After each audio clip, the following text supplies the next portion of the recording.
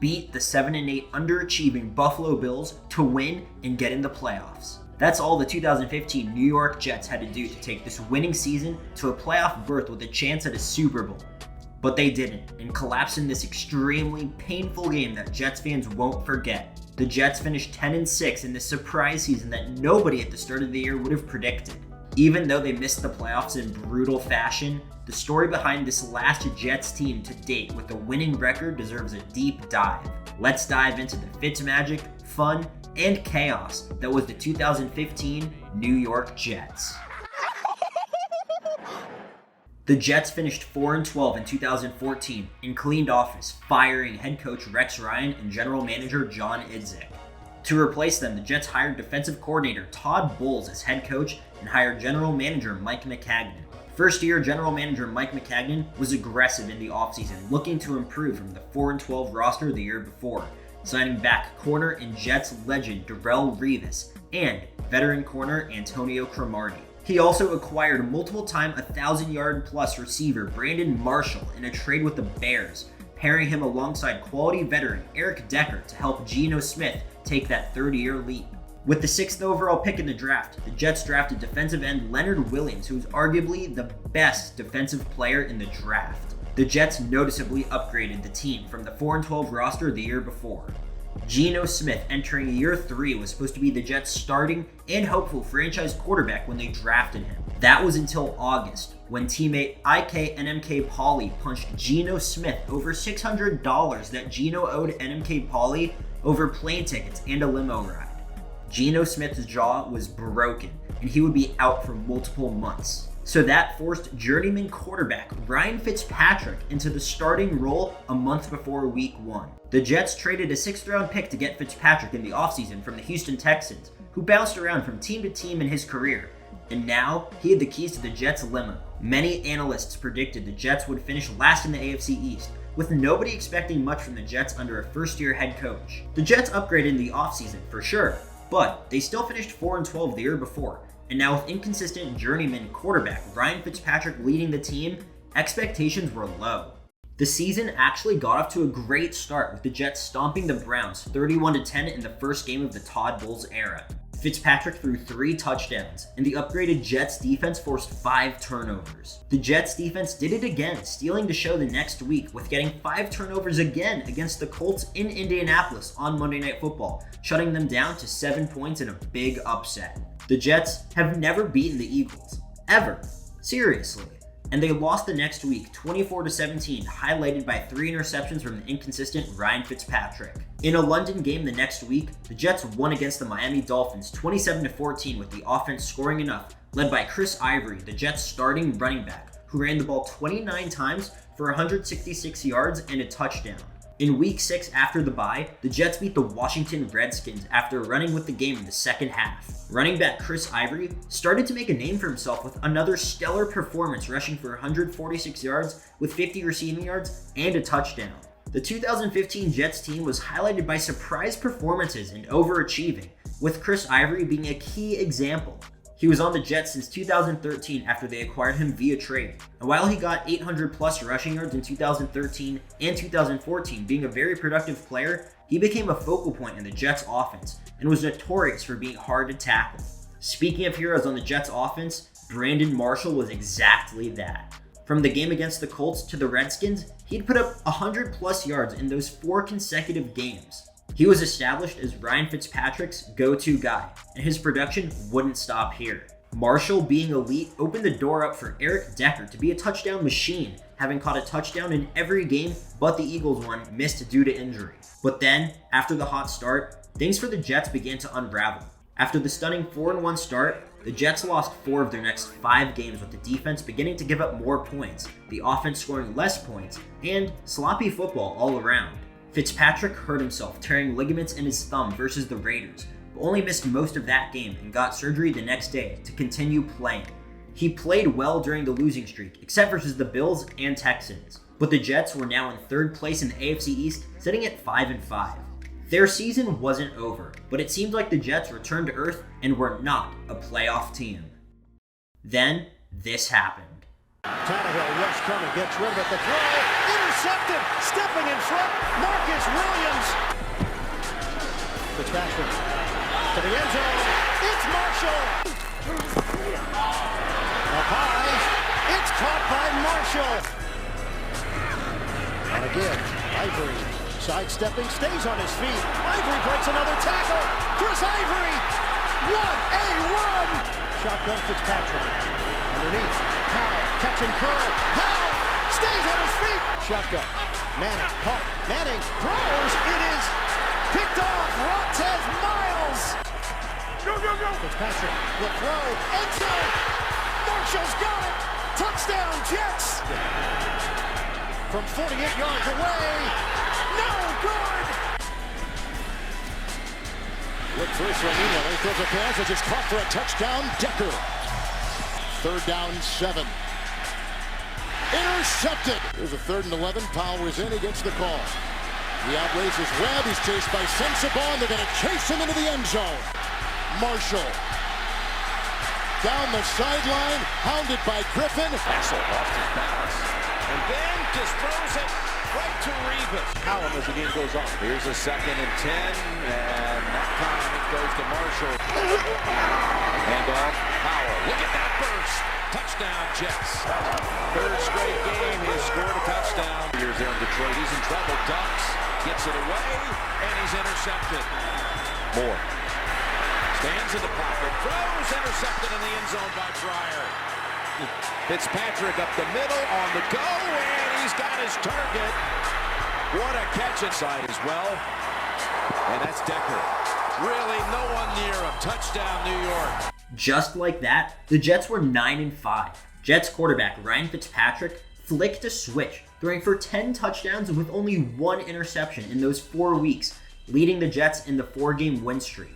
The defense also returned to their early season form, anchored by the strong defensive line with Snacks Harrison, Muhammad Wilkerson, Sheldon Richardson, and Leonard Williams, not giving up more than 20 points in a game during that stretch. But their next game was must win, and against the best team in the NFL, the Jets' arch nemesis New England Patriots, who were 12-2. In their first matchup, the Jets narrowly lost in Foxborough, blowing the game in the 4th quarter. This was a massive game, not only because it was against their all-time rival Patriots, but also the Jets needed to win to keep their playoff hopes alive. But they were 9-5. Well, the Pittsburgh Steelers were also 9-5 and held the tiebreaker over the Jets for the last wildcard spot. Thus, the Jets needed to win in case the Steelers did as well. Could the Jets keep their playoff hopes alive? Ryan Fitzpatrick. In his 11th season in the NFL, it's been his best year. Score. Play fake. Fitzpatrick looking for his first completion. There it is. Eric Decker. Motion man on 1st down. There's a lane. Chris Ivory. From 30 yards away. Bullock splits the upright. Fake the handoff. Brady flips it to no man's land. This is a 35-yard attempt. And he nails it. Tap. Out of the gun, Fitzpatrick. Sets it up nicely for Tompkins.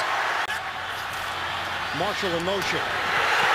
Marshall the catch and the touchdown. Fitzpatrick delivers. Brady. Intercepted. Darrelle Revis. Jets. Working out of the gun, Fitzpatrick. Sets, throws, end zone, jump ball. Marshall's there. Touchdown.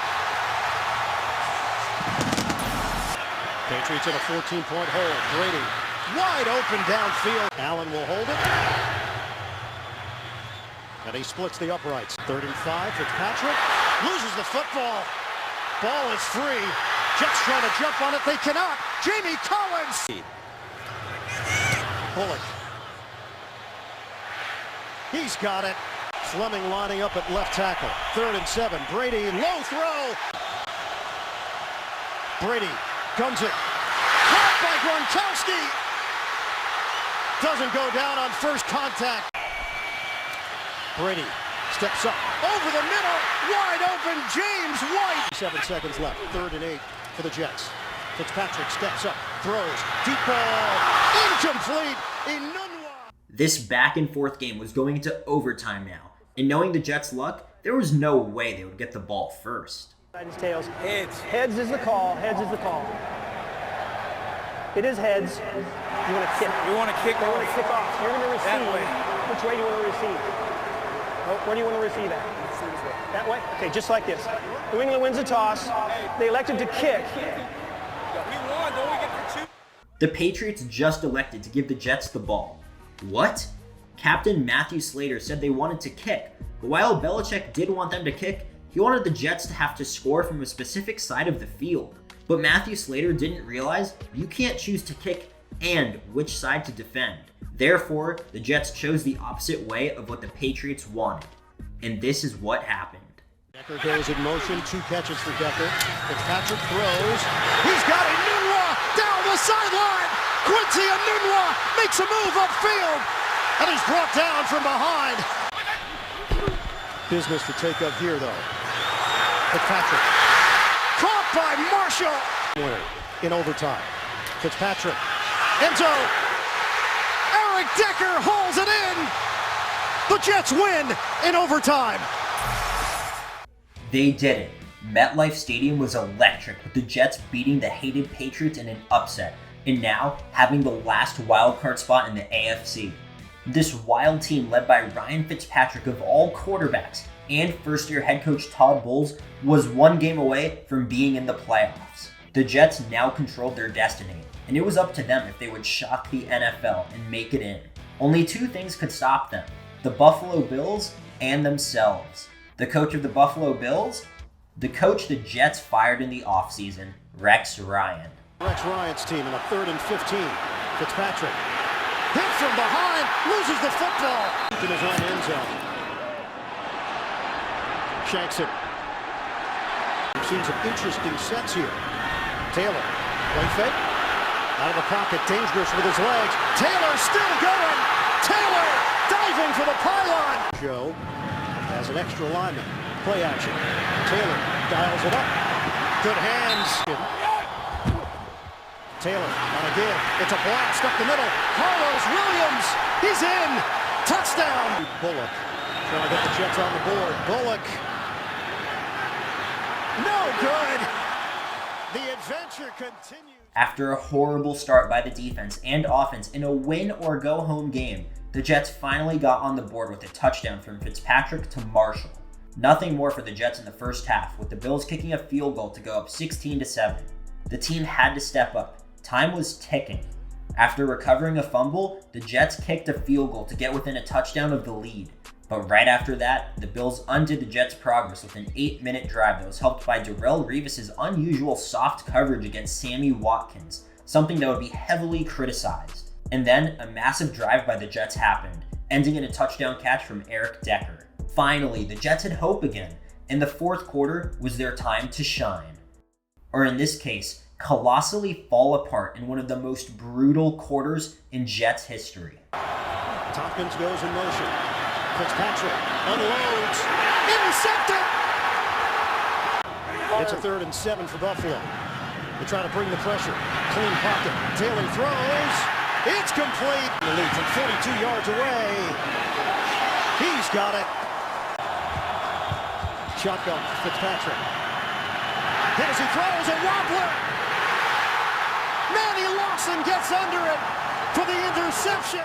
Ryan Fitzpatrick was the heart and soul of the Jets and was shattering the hearts and souls of Jets fans. But still, somehow, the Jets had another chance with 44 seconds and no timeouts. This team was magical and wild all year. They would get one final chance to put themselves in January football. Here, under 30 seconds now. Fitzpatrick will try the deep ball. Bobble and knocked away. Kendrell Tompkins had a clear path if he secured it. Now it's Mario Butler again coming over and dislodging the ball from Tompkins. If Tompkins can hang on to it or at least catch it on the rebound, he scores. In desperation mode. Fitzpatrick. Picked off. It's over. A.J. Tarkley. A painful ending to the Jets season in Orchard Park. And just like that, it was over. The 2015 Jets missed the playoffs 4 games above 500. In one of the most heartbreaking win-and-get-in games, the defense gave the Jets a legit chance in the fourth quarter, but it was ruined with Ryan Fitzpatrick throwing 3 interceptions in the fourth quarter. And most painfully of all, Kendrell Tompkins dropping the game-winning touchdown, a play that haunts every Jets fan. The next season, the Jets finished 5-11 with everyone regressing and blew it up. This team was so out of the blue, random, and fun. As Jets fans, I think it's safe to say this team was special and one of the most fun Jets teams to watch in recent memory. Ryan Fitzpatrick throwing 30 touchdowns out of the blue, Brandon Marshall getting over 1,500 yards, Chris Ivory, Eric Decker, Muhammad Wilkerson, the defensive line, and the stout secondary led by Revis coming back. And now, we can only dream of what happened if the Jets didn't ruin their magical season by self-destructing against Buffalo and letting Rex Ryan get his revenge.